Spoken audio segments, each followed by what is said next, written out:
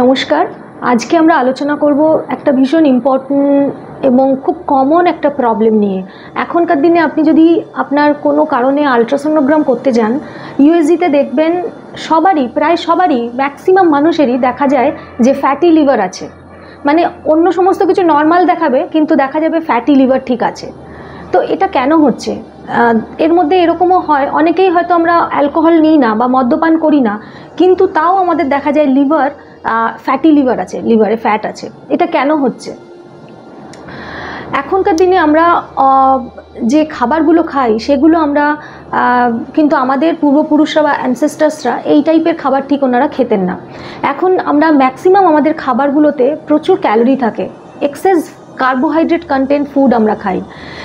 এবং এটাতে কি হয়, এক্সেস কার্বোহাইড্রেট যখন আমাদের শরীরে যায় তখন আমাদের লিভারকে অনেক কাজ করতে হয়। কাজ করে লিভারে ওটা কার্বোহাইড্রেটটা মেটাবলাইজ হয়, গ্লুকোজটা মেটাবলাইজ হয়ে যেটা এনার্জি বেরোয়, কিছুটা তো এনার্জি বেরোয়, সেই এনার্জিটা আমরা শরীরে বিভিন্ন কাজ করতে আমাদের লেগে যায়, সেই এনার্জিটা, কার্বোহাইড্রেট এনার্জিটা। কিন্তু এত বেশি আমরা কার্বোহাইড্রেট খাই যে কিছু কার্বোহাইড্রেটের কিছুটা থেকেও যায়, এনার্জি এক্সপেন্ডিচার হওয়ার পরেও কিছুটা মেটাবলাইজড গ্লুকোজ থেকে যায়, যেটা গিয়ে আলটিমেটলি লিভারে জমা হয়।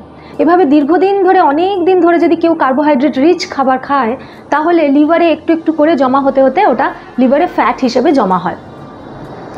এই এক্সেস কার্বোহাইড্রেট বা এক্সেস সুগার খাওয়ার মধ্যে কিন্তু প্রচুর পরিমাণে এক্সেস পরিমাণে ফ্রুটও হতে পারে। ফ্রুটও যদি আপনি প্রচুর খান, প্রচুর পরিমাণে যদি আপনি ফল খান, তাহলেও কিন্তু এটা হতে পারে।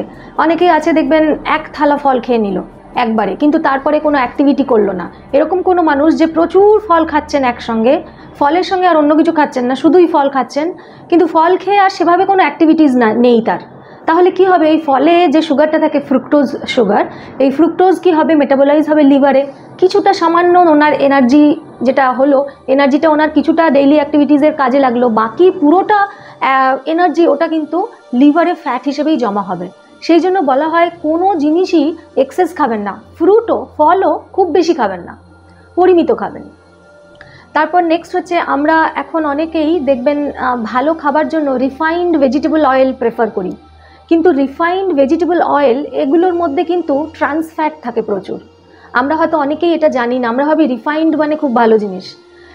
আপনি যদি প্যাকেজের পেছনটা দেখেন, তা ওখানে ফ্যাট থাকে, কিন্তু ওরা কিন্তু ট্রান্স ফ্যাট, কোম্পানিরা কিন্তু ট্রান্স ফ্যাট খুব একটা বেশি লেখে না, কিন্তু ট্রান্স ফ্যাট থাকে প্রচুর পরিমাণে। আর এই ট্রান্স ফ্যাটটাই হচ্ছে লিভারের ক্ষতিকর, লিভারকে এটা খারাপ করে, লিভারের এটা জমে যায় লিভারে গিয়ে, এবং লিভারে ওটা ফ্যাটি লিভারে পরিণত হয়। তারপর এখনকার দিনে আমরা অনেকেই দেখবেন পেস্ট্রি, বিস্কিট, কুকিজ, বিভিন্ন রকমের ফ্যান্সি কুকিজ খাই, এগুলোতেও কিন্তু প্রচুর পরিমাণে ট্রান্স ফ্যাট থাকে, এবং শুধুমাত্র ট্রান্স ফ্যাটই নয়, এগুলোর মধ্যে প্রচুর carbohydrate loaded, high carbohydrate loaded থাকে। নেক্সট হচ্ছে, এখন অনেকেই তাদের শরীর ভালো রাখার জন্য অনেকেই অনলাইনে অনেক সাপ্লিমেন্টস অর্ডার করছেন এবং সাপ্লিমেন্টস খাচ্ছেন।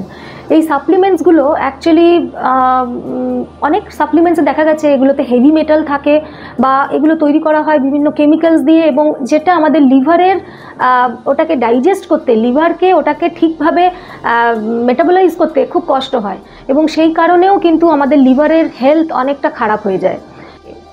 তো এই সমস্ত মেইনলি কারণের জন্য আমাদের লিভারকে প্রচুর কষ্ট করতে হয় এবং লিভারকে প্রচুর কাজ করতে হয়। লিভারের মধ্যে ফ্যাট জমে সেটা অ্যাকচুয়ালি পরবর্তীকালে ফ্যাটি লিভার থেকে কিন্তু লিভার সিরোসিস বা অন্য কোনো বড় লিভারের রোগ হওয়ারও চান্স থাকে। এই সমস্ত অভ্যাসের জন্যই আমাদের ফ্যাটি লিভার দেখা যায়, খুব কমন। এখন দেখা গেছে ম্যাক্সিমাম মানুষেরই ফ্যাটি লিভার থাকে।